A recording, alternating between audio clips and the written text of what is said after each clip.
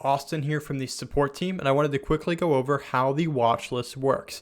So as you can see here, you have a watch list that you can view on your main dashboard, which is right here. This is your dashboard. You can also click here to get to it.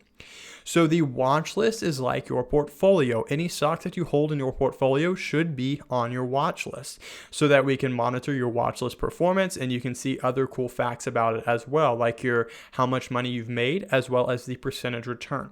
Now, the other beauty of having stocks on your watch list is that when a stock is in your watch list, you will now receive email alerts and in-app notifications about them.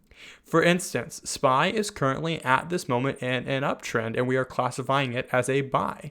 And because it is a buy, when the stock turns into a sell, when the algorithm thinks the stock is going to head lower based on statistics, then it will change to a sell. And when it does, you'll receive an email straight to the email that you used when you signed up for this software. And you will also get an in-app notification right here about what has happened. So the watch list works in a way that keeps you up to date on your portfolio so that you can know exactly what's going on with your stocks without having to watch the chart. Now, if you want to add stocks to your watch list, it's very easy. There's two different ways you can do it. You can either click here on the portfolio and take the portfolio quiz and then add stocks based on what stocks it recommends to you from the portfolio creator quiz, or you can go here to the analyzer tab, look at one of the stocks. If you like the stock that you typed in, you simply click the plus button, wait a second while it loads, and boom, the ticker has been added to your watch list. And you can also see that's true